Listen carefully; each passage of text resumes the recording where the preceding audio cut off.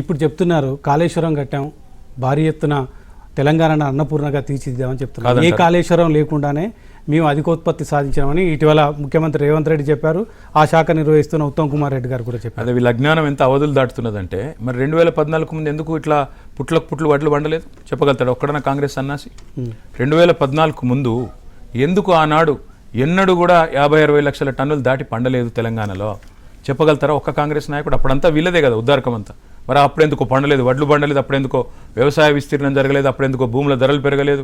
కేసీఆర్ వచ్చిన తర్వాతనే కదా చెరువులు నింపుతందుకు మిషన్ కాకతీయ, మొత్తం రాష్ట్ర వ్యాప్తంగా ఉండే ప్రాజెక్టులు నింపడానికి చెరువులు, మైనర్ ఇరిగేషన్ ట్యాంకులు కూడా నింపడానికి కాళేశ్వరం లాంటి ప్రాజెక్టు వాడుకొని సీతారామ కానీ పాలమూరు రంగారెడ్డి ఎత్తిపోతల పథకం కానీ ఇవన్నీ చేపట్టింది కేసీఆర్ కాదా?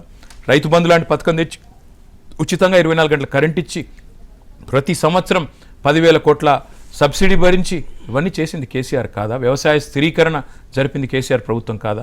ఈ మూర్ఖులు ఎంత చెప్పినా వాళ్ళకి అర్థం కాదు. ఇవాళ పంజాబ్ను హర్యానాతో పోటీ పడుతున్నది తెలంగాణ. ఒకనాడు కోస్టల్ ఆంధ్రాన్ని అన్నపూర్ణ అనేవాళ్ళు, కోస్తాంధ్రాన్ని. ఇవాళ ఆ కోస్తాంధ్రాన్ని ఎప్పుడో దాటిపోయింది తెలంగాణ. ఎప్పుడు దాటింది? తెలంగాణ రాష్ట్రం ఏర్పడ్డ తర్వాత కేసీఆర్ నాయకత్వంలో వ్యవసాయ స్థిరీకరణ జరిగిన తర్వాత, రైతు వ్యవసాయాన్ని పండుగగా మార్చిన తర్వాత జరిగింది. ఇవాళ వచ్చి ఏదో మాట్లాడతాం, ఏందో చేస్తామంటే మరి 2014 ముందు ఎందుకు పండలేదు పంటలు చెప్పండి కాంగ్రెస్ వాళ్ళు.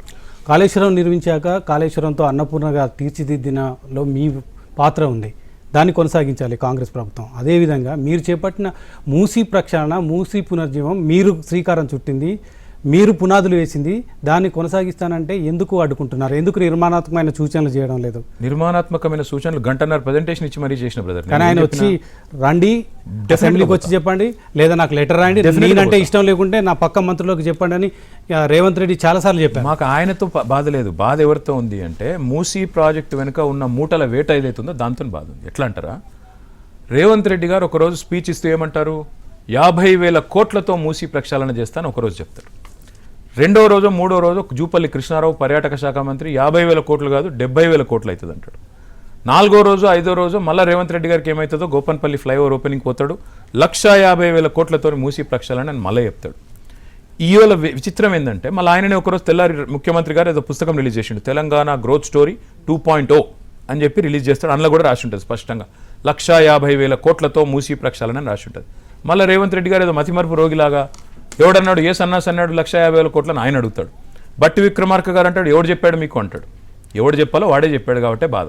వాళ్ళు నేను ఒకటే అడుగుతున్నా బ్రదర్, ఏ డిపిఆర్ లేకుండా కాస్ట్ అట్లా ధన మారిపోతుంటే అనుమానాలు వస్తాయా రావా? ఒకటి. రెండోది, మేము మా గవర్నమెంట్ ఉన్నప్పుడు 18